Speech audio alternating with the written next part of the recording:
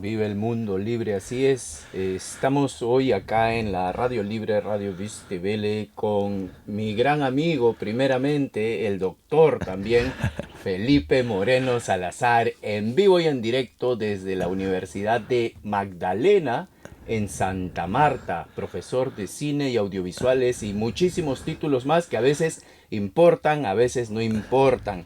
Estamos en la Radio Vistevele, 14 horas con 2 minutos. Yvonne Cadavid también está acá presente en el estudio y te damos gracias por ser la forjadora de este triángulo tan bonito que hemos venido a ofrecer acá en la radio Vistevele una hora. ¿De qué más o menos se trata el día de hoy? Cuéntanos, Claro Yvonne. que sí, hoy es nuestra primera Sendung. Yo hablo una mezcla entre español y alemán. En español de Viartzelen nosotros contamos en cooperación Sí, con... en cooperación estamos con el programa La Buena Vida, también saliendo una vez por mes con temas como colonialidad, estructuras de poder y todo lo que nos ocupa y entretiene desde nuestro contexto histórico. Claro, y hoy vamos a hablar con Felipe, un gran invitado de la Universidad del Magdalena, activista aquí también en Tübingen, con muchos temas de colonialidad, de la parte de películas, del conocimiento, de las narrativas. Ujú. Muchas gracias, muchas gracias. Bienvenido, bienvenido Felipe, hermano querido. Y para mí también es muy importante resaltar tu trabajo en la Universidad de Barcelona, Universidad de Pompey. ¿Cómo se llama exactamente? Pompeu Fabra. Pompeu Fabra. Tú tienes ahí un doctorado realizado, también vamos a hablar sobre ello. Y como decía Ivonne, también en general, sobre tu trayectoria como promotor cultural en muchos lugares del mundo. Primero quiero empezar hablando del espejo, un proyecto a nivel nacional en Colombia que sale en televisión desde Bogotá.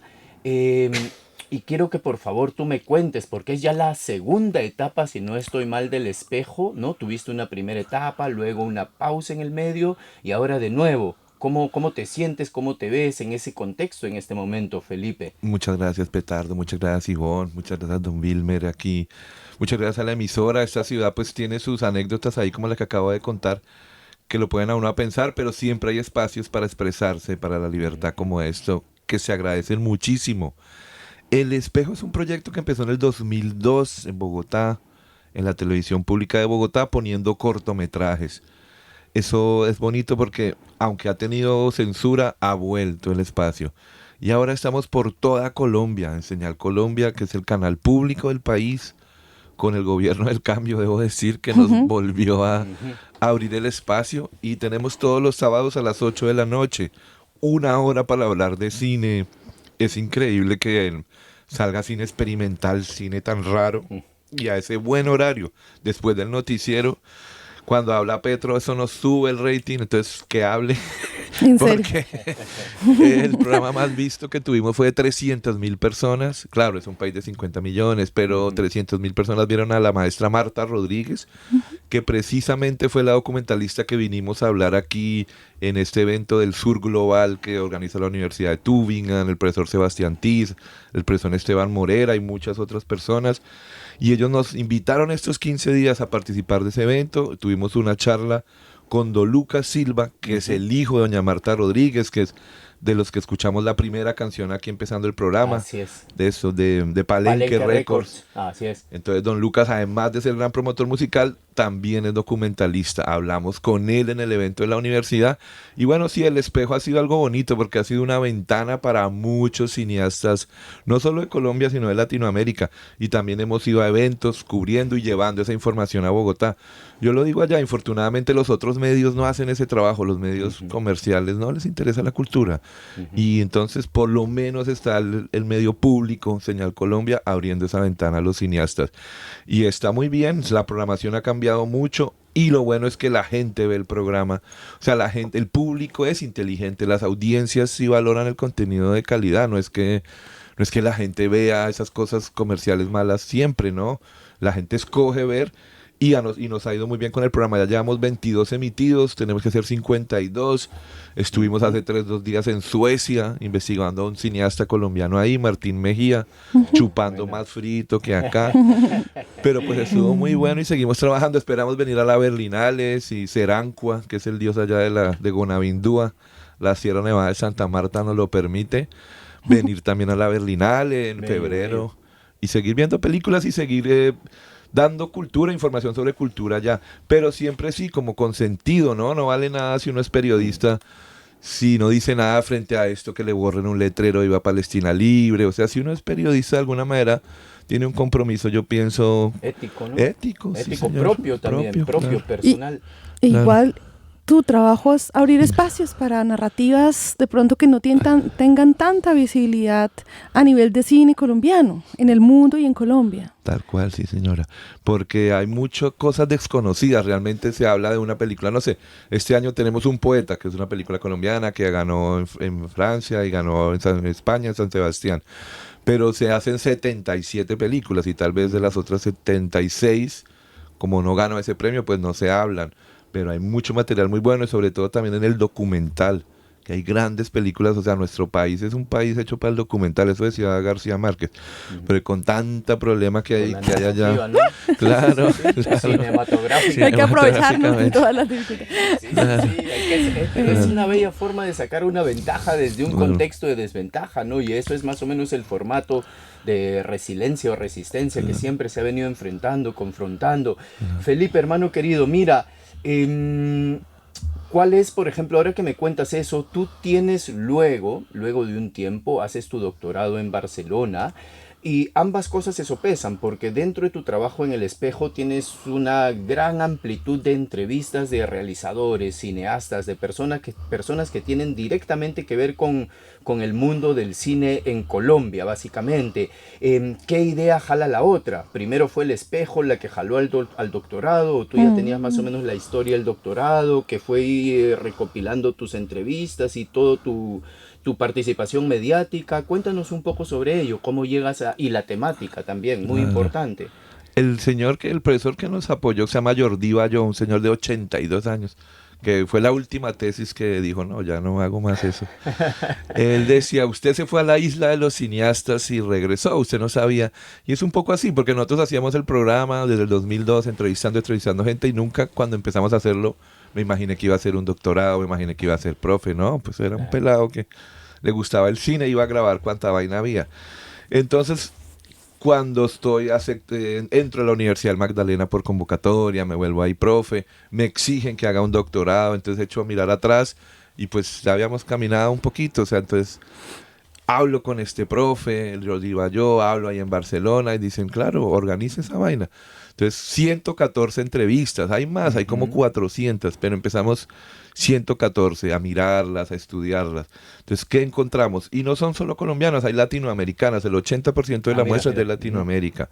Entonces, listo, ¿cómo hacen estas personas las películas? Esa es la pregunta normal que uno hace en las entrevistas. ¿Qué tú te hiciste? ¿Cómo se realizan? ¿Cómo se realizan? Entonces vemos que hay 3 tendencias. Una gente responde a lo intrínseco, lo extrínseco, lo basado en otras artes y otras películas. Entonces son como las 3 metodologías que los realizadores desarrollan para hacer sus películas. Las realizadoras también, porque hay un montón también el 40% de la muestra es de cineastas mujeres. Entonces, esos son como los pasos que ellos dan. Ahora, después mirando qué ejes temáticos se tocan. Entonces ahí se habla un poco lo que ustedes también dialogan con todo su trabajo que hacen aquí, que es muy bueno, que felicitaciones por todo lo que hacen acá.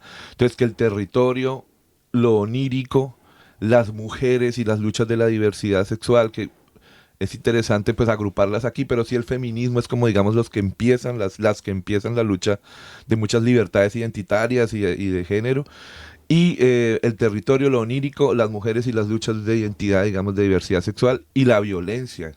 Entonces son como los 4 ejes temáticos que suelen narrar el cine latinoamericano en general. Entonces esa es la investigación y es una colcha de retazos de 114 entrevistas diciendo esta...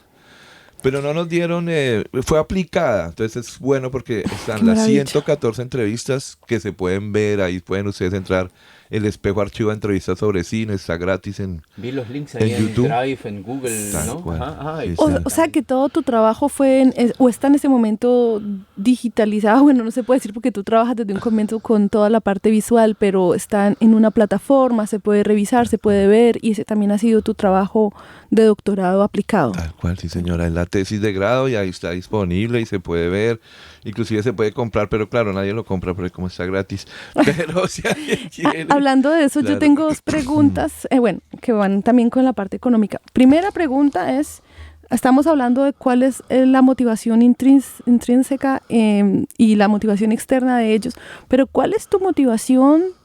¿Cuál es tu motivación de haber empezado este trabajo de recopilación, de dónde viene Claro. toda tu trayectoria? Hacerme millonario con eso. Sí, y esa es la segunda pregunta, pero te la haré, que es la parte, cómo Claro. se financia un proyecto audiovisual. Pero Claro, la claro. segunda pregunta. La primera Claro. es, ¿de dónde viene tu interés? Sí. Tantos años trabajando en esta recopilación, teniendo tu propio trabajo visual en un formato de televisión colombiana, nacional, uno de los programas más vistos en este momento en Colombia, nacional, también siendo profesor de la Universidad del Magdalena, estando en este momento te puede decir que en una cooperación con la Universidad Tübingen, por eso estás aquí. Entonces es un trabajo impresionante y la pregunta es... Gracias, sí, es difícil, yo también le pregunto a los cineastas, bueno, ¿ustedes cómo saben que empezó en el cine? Le pregunto a los cineastas y ellos, las respuestas siempre son interesantes, pero yo sí creo que tiene que ver como con la infancia. A mí, claro, mi señor padre no me dejaba ver televisión, él le gustaba era que viéramos cine. Entonces ahí eso empezó a marcar.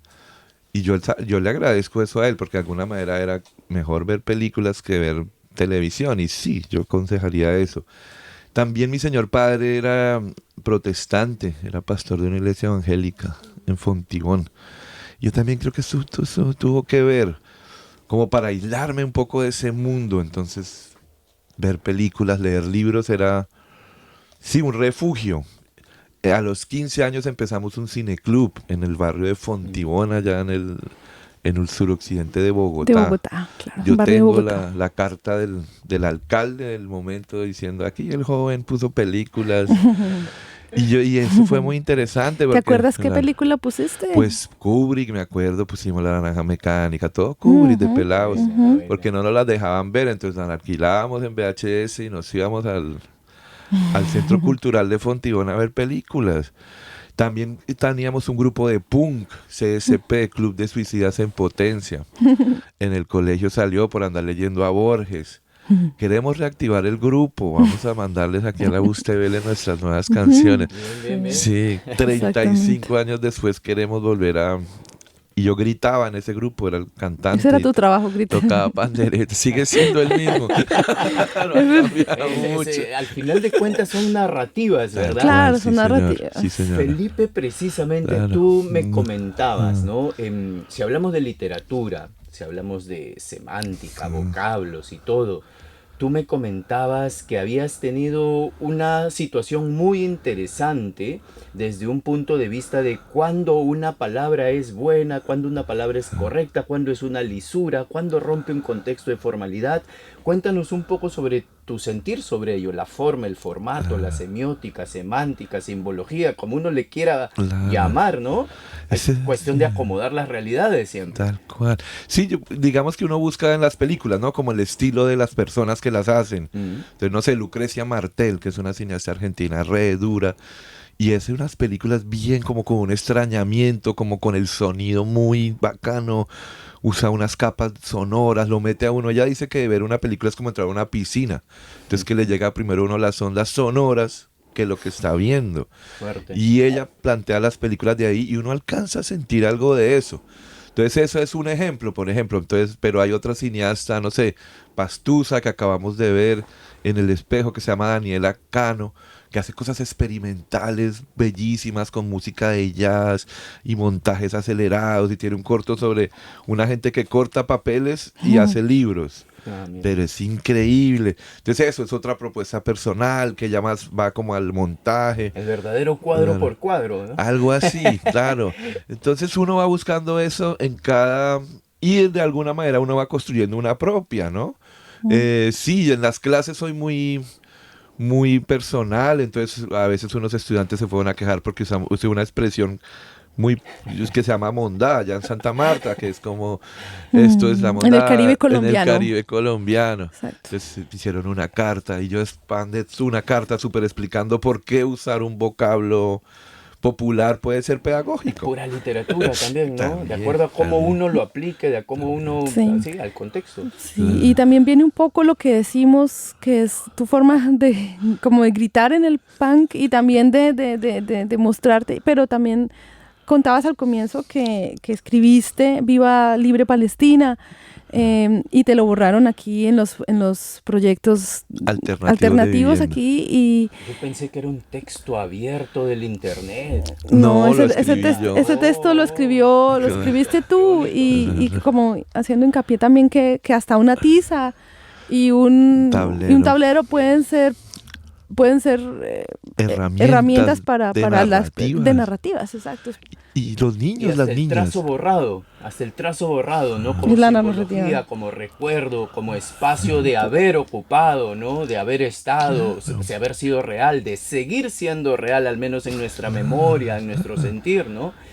Felipe, hermano querido, mira, tú también dentro de tu trabajo de doctorado hablas sobre el territorio como uno de los grandes ejes para la creación audiovisual. ¿Qué quieres decir con eso? ¿Por qué planteas tú ese pensamiento? Sí, señor, gracias por la pregunta. Digamos que sí hay mucha teoría de colonial ahí en el fondo. Doña Silvia Rivera Cusicanqui, ella es una boliviana bien bonita que ha pensado las imágenes que hicieron los españoles que llegaron, los primeros que llegaron a los pueblos indígenas ahí en el Imperio Inca. Cómo representaron ellos eso y los que ya tenían el Imperio Inca, ¿no? Que tenían su lenguaje, su forma de escribir. Y hace unas comparaciones muy interesantes y ella habla del lugar de enunciación. Bueno, también lo hablan otros señores, Santiago Castro, lo habla también el profesor Grothfogel, aquí inclusive el profe Escobar, que habla del pluriverso. Sí. Ujú. Ahí es una Arturo referencia Escobar. al territorio, a los territorios, a los lugares de los que somos. Y no es para decir que es mejor, que es peor, ni nada de eso, sino para generar una narrativa desde ahí, si sus mercedes como lo ven desde las narrativas. Cómo se expresa ese territorio a través de los productos audiovisuales. Entonces, hay películas hermosas. Yo vi Tres Luces Negras, por ejemplo, que es todo el Pacífico. Es la historia de un señor que se le aparece el hijo que acaban de matar y le dice, bueno, papá, toca que venga y haga el mismo recorrido.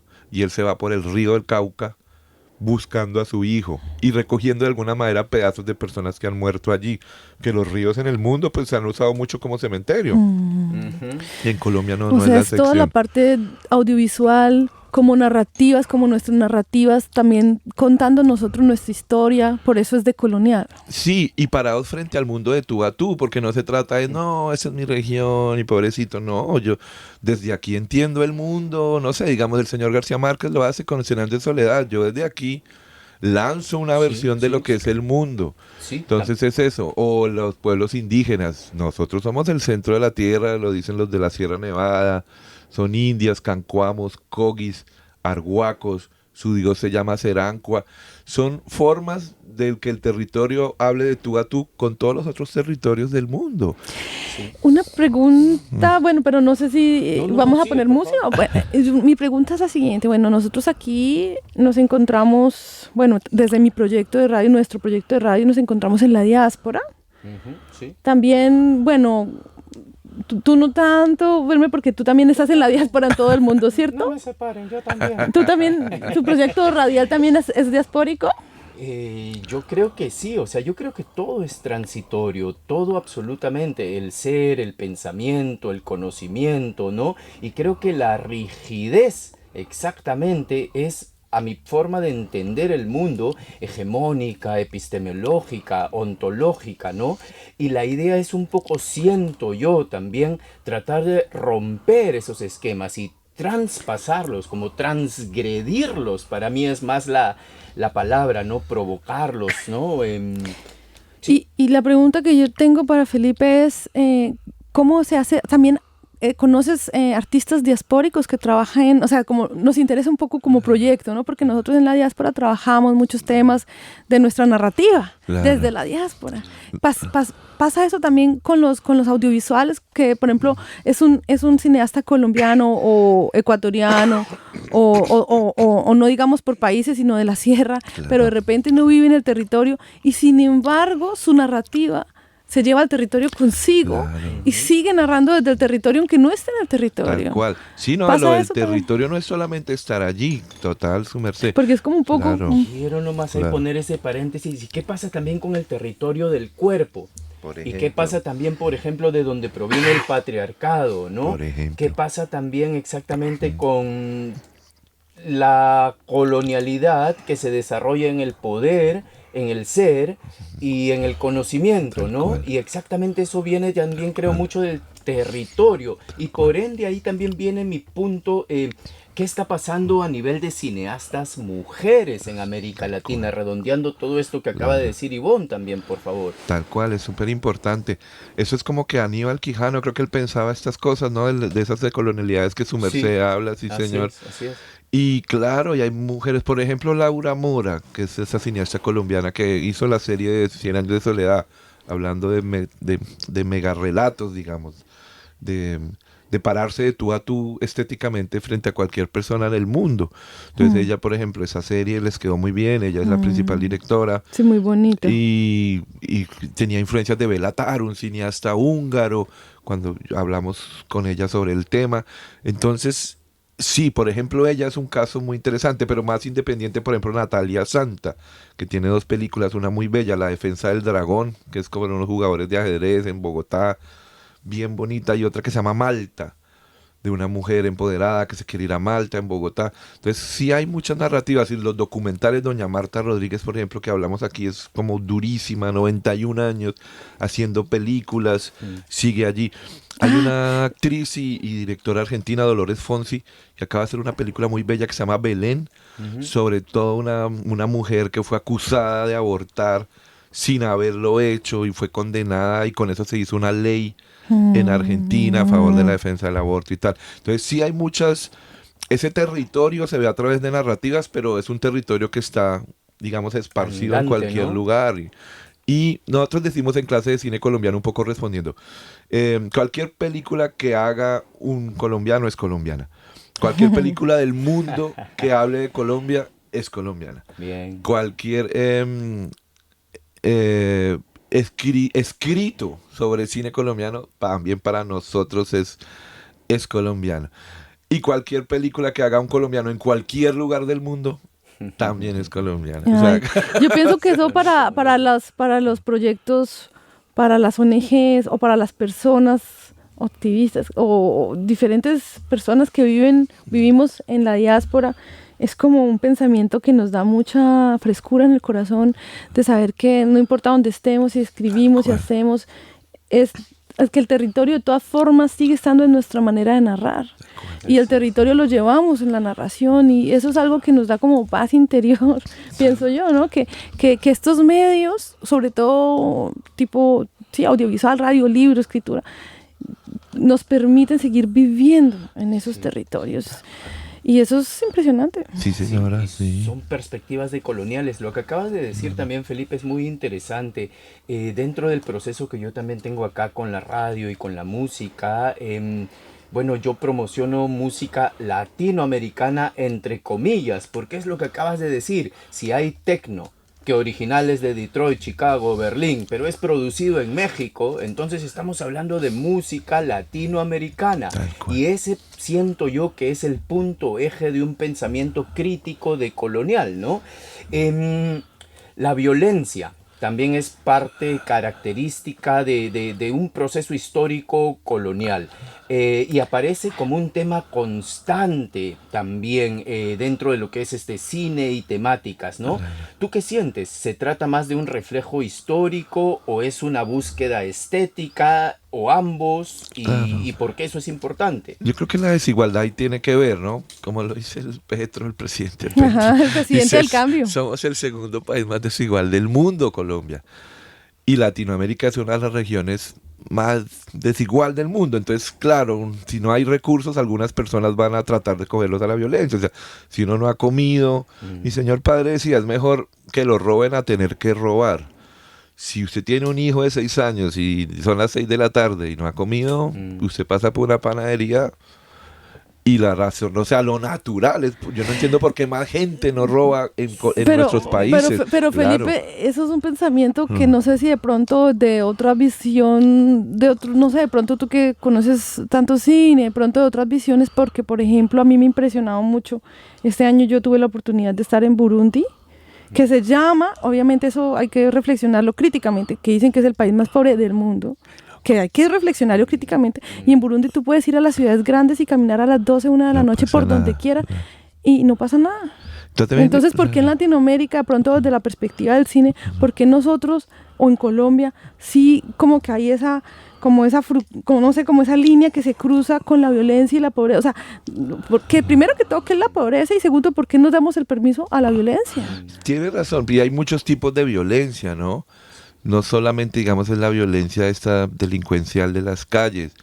Aquí hay mucha violencia. Aquí está censurado los medios rusos y los medios árabes. Para mí eso es muy violento. Claro que sí. Entonces, eso. Entonces, primero habría que hablar en los diferentes ¿Qué es tipos la de la violencia? violencia. Ok. Y también Empecemos la por ahí. violencia que se da en los territorios, porque, digamos, en nuestro país, dependiendo la región, la violencia también es muy distinta que en Boyacá, o fue, digamos, durante el periodo en Colombia que se llamó la violencia. Nosotros específicamente pues hemos pasado de la campesina, de la guerrillera, Ok. a la paramilitar, a la al narco. Ok, claro. Entonces ha sido todo Está un en parte de proceso. la identidad también en muchos aspectos, muchos Claro, contextos, ¿no? ha acompañado nuestra historia, ejercicios de la Se ha vuelto violencia. profesión, se ha vuelto movimiento Tal cual, económico, se ha vuelto Claro. escuela, se ha vuelto Pues- técnica, se ha vuelto estructura, o sea, Y Casi no, que es un camino. no, y estamos es un, hablando, sí. un problema humano, porque digamos aquí hace 2 días acaban de aprobar una ley que básicamente es re violenta, ¿no? Que es ir alistando a los adolescentes Alemania? Acá y en Alemania, niños sí. para que se almenden, ahí hablando del Sí, claro, que alemán. nosotros Las aquí- violencias, ¿verdad? Claro. Violencias que se ven, violencias que no se ven, Exacto. justamente contextualizando. Ayer nos entretuvimos un rato en el internet, ahí Sí. intercambiando textos con Felipe. Y sí, Alemania está preparando hasta el 2027 con planes políticos, militares, ¿no? Yo diría un crecimiento en lo que es el número de sus... ¿cómo se llama eso? Legionarios en el ejército, ¿no? Sus Soldados, afiliados, soldados en el soldados. ejército. Y para ello está utilizando una muy bella forma, un formato, ¿no? Que le llaman no obligatorio, pero sí es obligatorio el llenado de un El formulario. almendarse. claro. El llenado de un formulario para ver si calificas o no calificas. Entonces, esos son, sí, rasgos y tipos de violencia Sí. que nos hacen pensar de veras sobre qué situación política, social estamos parados, ¿no? Y sobre qué podemos venir a confrontar con el tiempo, desde cuánto nosotros seamos permisibles, desde cuánto aportemos a la normativa y a la normalización de estructuras que nos llevan a la violencia. Pero mira, retornando al tema, Felipe, en tu tesis, me quedé mucho revisándola ayer, gracias por Gracias. compartírmela hace tiempo. Tú también mencionas sobre lo onírico Sí. como tendencia. Y eso me interesa mucho porque también tiene que ver con la cosmovisión de la montaña, de los Andes, ¿no? ¿Tú cómo sientes, cómo explicas la presencia del sueño, la memoria, todo lo simbólico en el cine actual? Sí, señor. Ahí empato un poco con lo otro, porque, claro, también yo creo que la violencia tiene que ver con la religión que fueron a llevar allá a España. Y ahí también lo muy empato con lo interesante. onírico, porque, claro, los pueblos indígenas creen distinto, tienen otras fees, por ejemplo, el dios de la Sierra Nevada de Santa Marta, Serancua, es hombre-mujer a la vez. Tiene toda los guayú se acuestan en hamacas porque la hamaca es mejor para soñar. Ellos no se acuestan en el suelo, no quieren tener contacto en el suelo, porque tener una cama pegada al suelo limita los sueños para ellos. bonito, y ellos ¿no? en el sueño arreglan los problemas de los días, o sea, uno por la noche sueña las soluciones Sí, que debe hacer al día siguiente. buena. Entonces esas no realidades que digamos onírico es una palabra occidental del castellano para entenderla, habla de esas diferentes formas de Exacto. ver y de sentir el mundo. Y eso se Mm, logra hacer estética, de ahí surgen muchas estéticas de extrañamiento, de múltiples realidades, de soluciones en lo onírico, de problemas en lo real. qué maravilla. Qué maravilla poder estar con un experto como tú, que poder como también entender un poco de los temas decoloniales a través de la visión del mundo audiovisual. Ay, gracias. Entender temas como por ejemplo la violencia, poderlo entender así en diferentes, como tú dices, ¿qué es la violencia? ¿Qué es la violencia? ¿Cómo se ve aquí la violencia? ¿Cómo se ve en Colombia y se vive la violencia? Sí, Y a señora. través, ¿cómo se vive o cómo se expresa en el cine, ¿no? Eres un experto. Eh, Cuéntanos un poco sobre tu ponencia aquí en Tübingen, en la Universidad de Tübingen, en qué contexto fue dada, Bonito. qué es lo que están haciendo, un poco de la Bacano. ponencia aquí. No, gracias. Antes que se me olvide, muchas gracias a ustedes por tener estos espacios. Gracias por hacer el trabajo que hacen aquí. Maravilloso, sus mercedes, todo lo que hacen. Es de verdad. Y también agradecer a la gente que hace esto en la Universidad de Tübingen, ¿no? Eso se llama el Foro de Estudios del Sur Global. Ya Ujú, es la sexta edición. ujú. Aquí son pioneros en eso. El señor Escobar y el pluriverso y las Néstor humanidades aquí son muy Escobar. importantes. La Facultad de Humanidades de la Universidad de Tübingen creo que es la segunda del país. Y eso se nota Sí, de sí. aquí a Alemania, se nota por todo lo que hacen. Entonces ahí el tema era haciendo futuros en tiempos precarios, era el tema que proponían, Haciendo futuros en entre... tiempos precarios. Entonces Ujú. doña Marta Rodríguez, esta cineasta colombiana, 91 años, pues siempre ha hecho cine en medio de la ¿Ah, precariedad. sí? Sí. Claro, o sea, ella O sea, con lo que Y toca, esa ¿no? era con lo que toca. precisamente mi segunda pregunta, que yo Claro, te dije, tengo dos preguntas, mi segunda pregunta era esa. claro, ¿Cómo se hace cine en Latinoamérica? ¿Con qué medios económicos? ¿Con qué patrocinios? ¿Con claro. qué ayudas? Pero hablando también de la documentarista Marta Rodríguez. Rodríguez, que es la persona con la que tú en ese momento Sí. expusiste, ¿no? Sí, señora. Entonces, lo que proponíamos era que el trabajo de ella, además de estar siempre hecho pues con escasos recursos, también se volvió una escuela de hacer cine documental, porque entonces ella, claro, ella tiene 20 películas, ha trabajado con muchas personas estas 20 películas, pero además de sus colaboradores o colaboradoras, hay personas que han tomado como esa bandera que ella lleva y han hecho documentales, muchos y de muchas maneras, inclusive lo han llevado a otros géneros, hablábamos del videoclip musical, mostrábamos Daniela Cano, mostramos el trabajo de Diana Moreno, una pastusa que sigue la línea de doña Marta Rodríguez, tiene una muy bella película que se llama Como el agua, la piedra y la espuma, porque era un sabio indígena allá en el Pacífico, en el Pasto colombiano al sur, sí es el Pacífico pero abajo cerca de Ecuador, Ujú. que decía que había que ser como el agua, o sea, fluir como el agua, pero a veces ser fuerte como la piedra y bailar como la espuma. Buena. Y entonces porque lo que hace doña Marta también es incorporar todas esas formas de vida oníricas del territorio a sus películas. Ella solamente no va a trabajar allá, sino que cada película es una metodología propia. Se queda con la gente. Entonces Chircales, que fue la primera que ellos hicieron, fueron 7 años viviendo en un barrio en Bogotá, mostrando cómo una familia hace barro, hace ladrillos de barro, pero Ujú. no es ir y como agarrando cineasta, no, o sea, quedarse viviendo ahí, hacerse amigo de la gente, 7 años conviviendo con ellos. Hacen esa película y se la reconocen en todo el mundo, inclusive aquí en Alemania, les dieron un premio. ¿Esa fue la película de la que tú precisamente estás hablando? Hablamos de todas las 19 películas de la maestra, pero Ah, Chircales es su primera, digamos. es esa, la Chircales, es Chircales esa. y ganó aquí Leipzig. Ujú. El Gracias. diploma, un premio que además diseñó Picasso, que se llama La Paloma, Mira, no sé bonito. qué. Ujú. Y eso fue en 1976, 77. Ahí empezó la señora. Imagínate. Y Imagínate, y para eso vivió entonces, 7 años Y en uno, el allá. lugar. y uno creyendo Entonces, que abre puertas, ¿no? Tal cual, Y uno tal creyendo cual, que abre tal cual. puertas. Entonces, No, sí, claro, un honor y mucho respeto a los que estuvieron claro, ahí, a los que nos claro, dieron el sendero, el tal camino, a cual, los que nos entregaron el mapa, ¿no? tal cual. Felipe, mira, tengo esta reflexión por todo lo que hablas. Mm, Tú eres partícipe y has sido testigo propio de una recopilación de un archivo audiovisual muy importante. ¿Por qué es importante esa recopilación audiovisual? ¿Qué representa? ¿Qué significa? Sí, señor. El audiovisual sí se vuelve como una especie pues de álbum, de enciclopedia de lo que somos, ¿no?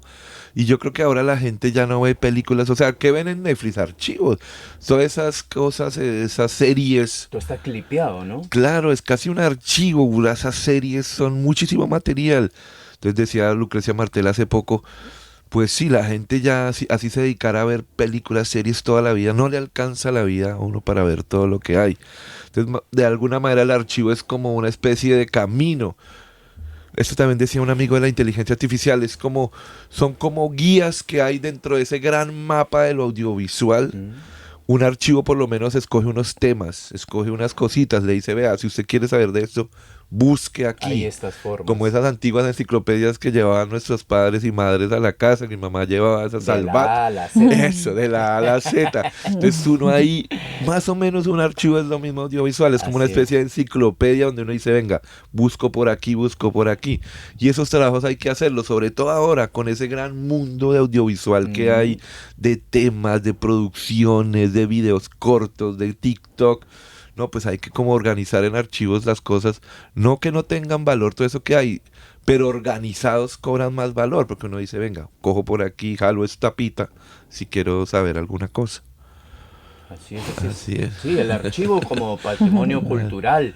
Y también, Felipe, cuéntame un poco ese vínculo entre lo que es la pedagogía, los espacios públicos, las nuevas generaciones. Sí. ¿Tú cómo ves este proceso ahora que hay, acabas de mencionar, múltiples herramientas para hacer este tipo de trabajos en forma más exactas, por así decirlo, más efectivas?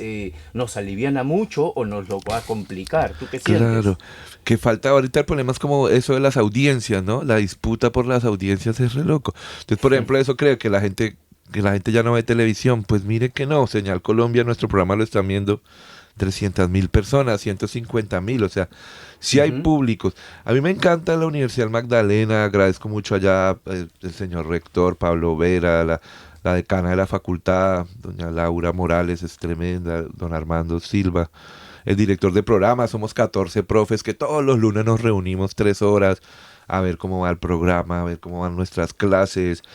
Y hay de todo, ¿no? Hay depresión en los estudiantes, uno nota, hay momentos históricos complicados, la gente no sabe muy bien, hay como incertidumbre global, me imagino que aquí también se ve. Y en medio de esa situación crear. Entonces uno llega a veces a las clases y, bueno, hay violencia en Colombia, mataron unas personas y unas, bueno, vamos a hablar de cine, pero no nos olvidemos también como de este contexto, como una enseñanza situada, una enseñanza donde el territorio tenga lugar. Mis asignaturas son historia del cine colombiano y eso es bonito porque me permite hablar de todo esto, repasar películas maravillosas. Y la otra es taller de televisión, entonces ahí hablamos más de los formatos. Entonces hay como 60 formatos que tratamos de enseñar y los estudiantes hacen ejercicios y me sorprenden. Hemos hecho cosas que van desde los zombies, que es casi antes en la universidad no se hacía, o que se ve un género muy lejano, pero es un género que tiene connotaciones políticas, sociales muy interesantes. Los zombies, ¿quiénes somos los zombies ahora, no? Ahora todos ¿quiénes pegados. son los Todo el proceso creativo, ¿no? Tiene denotación, connotación, ¿no? Claro que sí. Felipe, Ivonne, 14 horas 40 minutos, estamos acá en la radio Vistevele en una charla muy amena, tratando temas diversos. Vamos a escuchar un poco de música, como haciendo una pausa, como haciendo un respiro, y volvemos luego de esto. Gracias.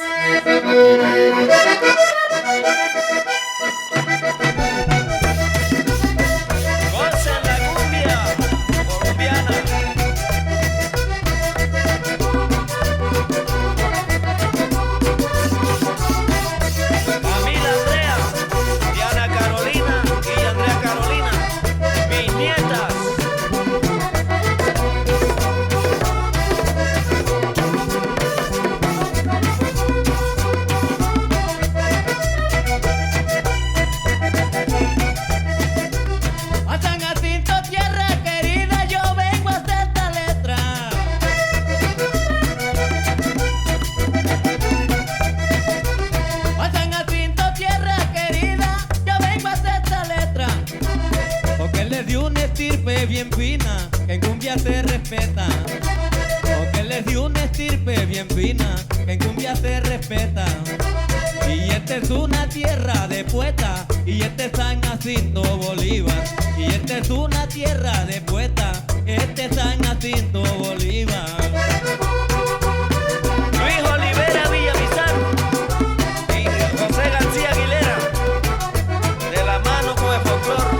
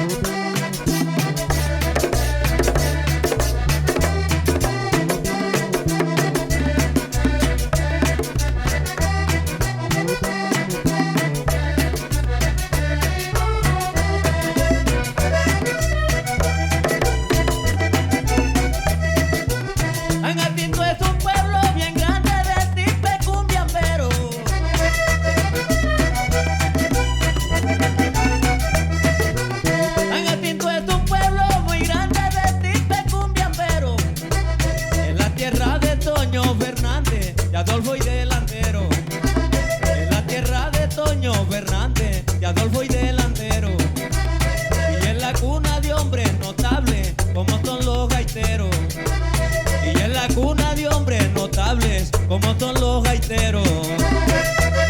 Gaiteros como Freddy Arrieta, esa es la estaca el muelle.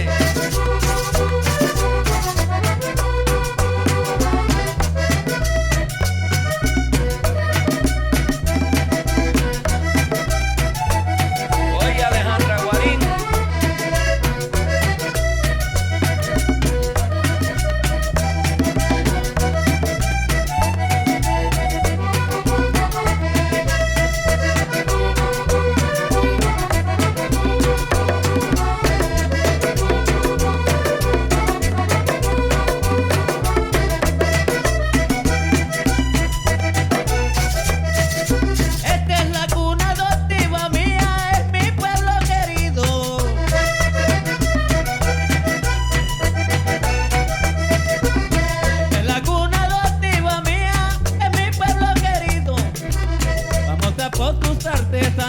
Tu folclor reconocido, vamos a por tus artesanías y tu folclor reconocido. Y aunque en tu suelo no haya nacido, tú eres la tierra mía. Y aunque en tu suelo no haya nacido, tú eres la tierra mía. Seguimos aquí en la Vista Vele con nuestro invitado Felipe. Felipe, un experto en toda la parte audiovisual, en toda la parte de colonialidad del conocimiento, profesor de la Universidad del Magdalena. Está ahorita participando en un podium de la Universidad de Tübingen. ¿Cómo es? En el Voces del sexto Sur. foro del Sur Global. Sexto Foro del Sur Global, muchas gracias. Bueno, ya para terminar. El día de ayer también quiero mencionar. ¿Sí? Un buen tiempo hemos tenido bonitos momentos, siento yo, Felipe hermano, en la LU 15. Ah, ¿verdad? Un proyecto de vivienda que muy interesante, entre el año 2010 y más o menos el 2017, 2018, albergó a mucha colonia latinoamericana. En algún momento había mucha presencia latinoamericana. Y cuéntame, Felipe, porque tú sigues muy activo en esa plataforma y el día de ayer has estado presentando ahí unos cortometrajes. Cuéntame, por favor, sobre tu actividad. Presentamos Divinas Melodías de Lucas Silva y presentamos Rapsodia Negra sobre el gran cantante El Brujo, Alfonso Córdoba. Mira, pero abríamos hoy con... No era la del Brujo, pero por ahí está, porque Palenque Records ahí tiene un álbum muy bonito. Ahora la buscamos y cerramos con entonces eso. Lo musical siempre pega mucho y ahí nuestro amigo Car de la Lu siempre abierto. Ahorita que regresó el amigo Alan, estaba ayer juiciosa. Saludos para Alancito, para Carla, la gente que ahí anda en la LU 15. Estuvo haciendo el maíz pira, nosotros decimos la cotufa, como le dicen los venezolanos. La crispeta. La nubecita le dicen en México. Me acuerdo un día de películas, ¿recuerdas? En el Wagenburg, creo que también fue, Alan se puso a hacer pan de queso. Sí, bonitas. Sí, cuando se tomaron la antigua estación del tren, yo me acuerdo que nos tomamos y proyectamos allá. Eisenbahnstraße, también en una casa ocupada, bello. No, se han hecho cositas acá y ayer fueron 35 personas, bonito, se llenó a ese Keller con mucho cine, no solamente había colombianos, muchos alemanes, pero fue un cineasta de Indonesia, por ejemplo.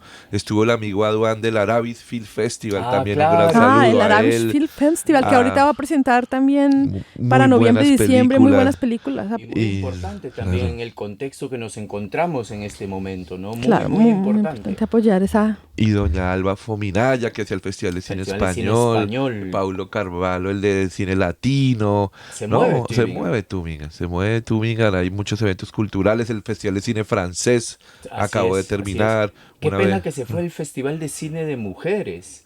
Había un festival Tal de cual. cine de mujeres acá también. Tal cual. Bueno, ya no continúa. En Mannheim creo que lo siguen haciendo. Mira, no sabía pero, eso. pero sí, lástima que no se haga acá porque todos los espacios diversifican la mirada, ofrecen otras narrativas, otras formas de ver el mundo, sí señora. Y lo que sus mercedes hacen con el telar, con el programa de radio. Mejor Sí, dicho, a propósito, claro. mañana es nuestro tercer y cuarto módulo del proyecto de radio. Nosotros dictamos un hermoso taller para hacer podcast y radio desde una parte, como una parte desde el empoderamiento de los medios radiales, y participan muchas organizaciones migrantes y también organizaciones que trabajan con temas de migración y de empoderamiento. También mañana se va a dar en la Casa de las Culturas en Reutlingen, se va a dar un taller de empanadas. ¡Qué Y me pidieron que lo rico! diga. ¡Qué rico!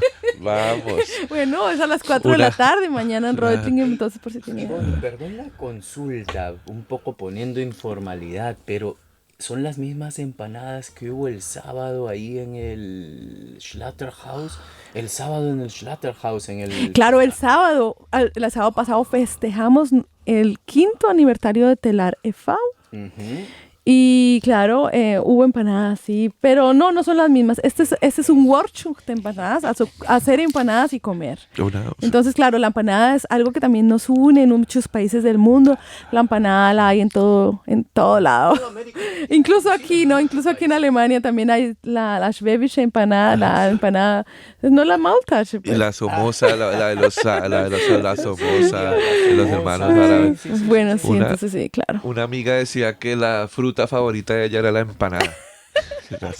Ay, está buena. Hablando de frutas, qué bella cosa el lulo. El lulo. Ay, Dios mío, tengo lulo muchas, es una fruta muchas ganas de tomar jugo de lulo. El jugo de lulo, La el lulada. lulo es refrescante, es algo así, uno se toma eso y no, eso es algo que no es de este planeta. Y ahí viene De mi pregunta. Colombia, ¿no? De Colombia. ¿De dónde sale? ¿En qué regiones El crece lulo el lulo? En el Valle del Cauca hay mucho. allá El hacen lulo es la más bien de clima lulada. frío.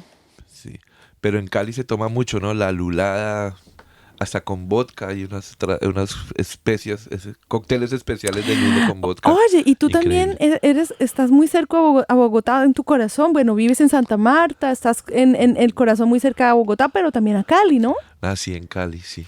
Tú naciste en Cali. Quisiera hacer una pausita para que justamente desgloses sobre eso, porque mira, Felipe es caraqueño, Felipe es caleño, Felipe es de Bogotá, Felipe es de Santa Marta. ¿De Tübingen? De Tübingen, Él también es de exacto, hermano Tübingen. querido. O sea, y por eso que tienes esa perspectiva tan amplia, ¿no? Cuéntanos un poco ese resultado. Sí, mi señor padre a los 2 años consiguió trabajo en Caracas, en la empresa Schindler, que es una empresa alemana suiza de ascensores. El de la lista. Claro, Tal cual. el de la lista Y de mi padre Schindler. estuvo estudiando en Suecia, en Berna, escaleras eléctricas. Ujú. Él viene de un barrio Cali, La Hoya, bueno, ya murió, pero era un barrio Fray Damián, es La Hoya, es una de las ollas de Cali. Y él vivía con 9 hermanos más en una casa. Pero ahí conoce a esa gente de los Schindler en el centro y empezó limpiando el ascensor.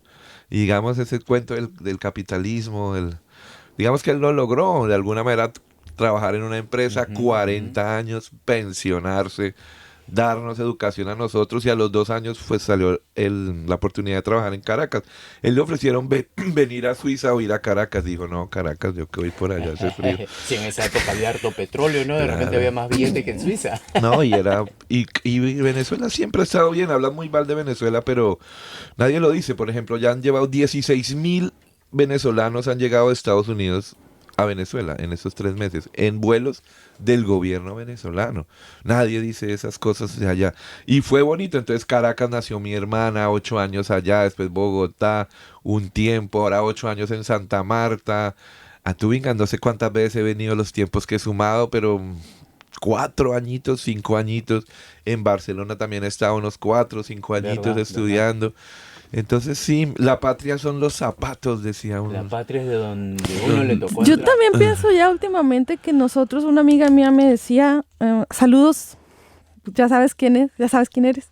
Una amiga mía aquí de Bonito. Tübingen me decía, definitivamente eso de que las raíces van debajo de la tierra como si fuéramos árboles no es así. Las raíces nos las llevamos nosotros, adentro de nosotros, y vamos caminando el mundo, porque muchas veces tenemos en la cabeza como que tenemos unas raíces en algún lugar. En la diáspora no es así. Sí, señora, no, pues Y tú eres una persona que has van caminado. con nosotros, digamos, lo que su Sí, merced va dice. con nosotros. Van con nosotras donde las llevemos. Y eso decía el Carlos Pizarro León Gómez desde el M19, decía, mi patria son los zapatos. Qué Peleando belleza. inclusive Zapatos. por eso, o sea, teniendo ese proyecto cultural cuando firmó la paz, dijo, no, pues más allá de Colombia, todos los lugares deberían tener paz, ¿no? Todos los lugares deberían vivir en paz. Y bueno, volviendo un poco aquí a los vientos de guerra que corren acá en esto. Pero sí, bonito, me gustaría hablar de videosferas.com, que es una plataforma de la Por Universidad favor, cuéntanos Magdalena. de este proyecto. Gratuito, su merced pueden entrar ahí, videosferas.com, hay 80 películas mínimo Biosferas.com. hechas en Colombia, hechas en Biosferas escrito como videosferas con B videos. pequeña. video como video, Video. videosferas Tal cual, escrito sí, con B señora. chiquita, Eso, como con video, la videosferas. Videosferas.com. .com. Y es gratuito, de la Universidad Magdalena, es una plataforma, ¿no? Como Netflix, HBO, como estas que hay. Exacto. Pero esa es nuestra y curada por nosotros allá, unos profes hemos trabajado eso. También que invitar a la gente que quiere ir a Santa Marta a estudiar. Santa Marta es bien bonita, es unas que conocen. Pero ¿Qué entonces, carreras se pueden estudiar allá? hay Tú me contabas que muchísimas. también próximamente va a haber un doctorado muy interesante, están ¿no? trabajando en un En doctorado narrativas. en narrativas desde la Qué Facultad de interesante. Humanidades. Son muchas, o sea, hay 25.000 estudiantes ahí en la Universidad Magdalena, o sea, lo que quieran allá pueden estudiar.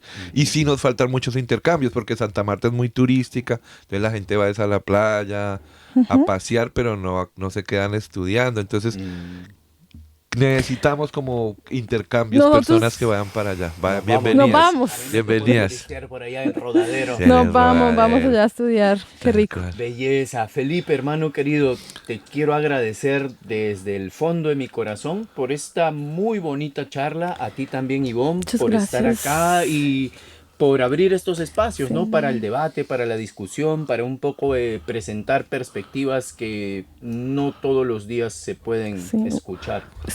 Claro, un gran invitado. Muchísimas gracias por venir, por compartir con nosotros y por ser nuestra primera transmisión en español del proyecto Nosotros Contamos vía Erzählen en cooperación Así con... es. Este proyecto también sale en cooperación con La Buena Vida y gracias a EPITS en Reutlingen y al programa Bildung trifft Entwicklung. Voy a dejar una colita de una canción y nos vamos despidiendo.